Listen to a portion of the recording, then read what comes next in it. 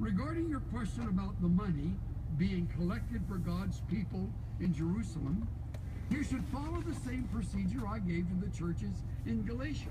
It's good for us to tell ourselves, this is what I should do as a follower of Christ. The first day of the week, I'm to set aside a portion of the money I have earned. He adds, don't wait until I get there and then try to collect it all at once.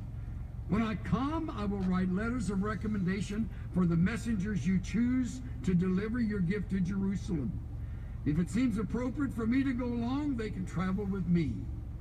So he tells them, put together the offerings, make sure the people in Jerusalem are helped as they go through this difficult time.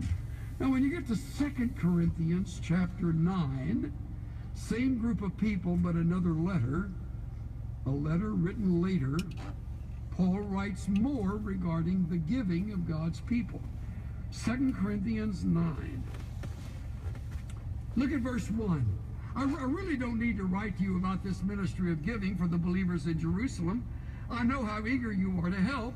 I've been boasting to the churches in Macedonia that you in Greece were ready to send an offering a year ago. In fact, it was your enthusiasm that stirred up many of the Macedonian believers to begin giving. Can I interrupt and say the Macedonians were also in dire straits? They too were low on income. But the giving of the Corinthians motivated the people of Macedonia. And Paul says, your giving was so significant that it prompted them to be a part of it as well. Now, drop to verse 6. Remember this. A farmer who plants only a few seeds will get a small crop. But the one who plants generously will get a generous crop. We've gone over the principle. Sow little, you'll receive little. Sow much, you'll receive much. Now he gets to verse 7.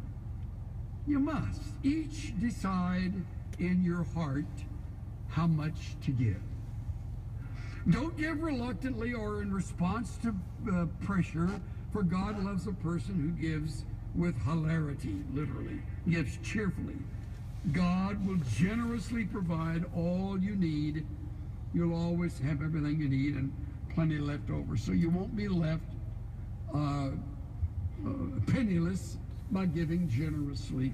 At the heart of it all is the continuation of a tent, never obliterated, never removed, left there, but also with that come gifts that come for special reasons. That's why I like the words in 1 Corinthians chapter 16.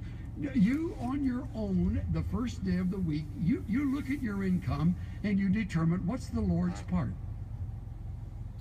What should he receive? By the way, as you put your budget together, put his part first. Just make it a habit. It'll help you exorcise that gripping demon that may have captured you all these years. So we've seen a tithe in the Old Testament before and during the law. We see giving in the New Testament, and I would suggest that the tithe would be the very basic place to start. Giving above that is a marvelous, marvelous way of participating, and we have many opportunities to do that. Now, I've saved the best part of the sermon for the last, except, of course, we've looked at the scriptural basis. Now let me apply it. Because without application, it all remains just theoretical information. Let me talk first about a good place to start, and then let me turn to a great habit to continue, and finally, a generous way to live. Let me take them in that order. First of all, a good place to start, and I've said it before,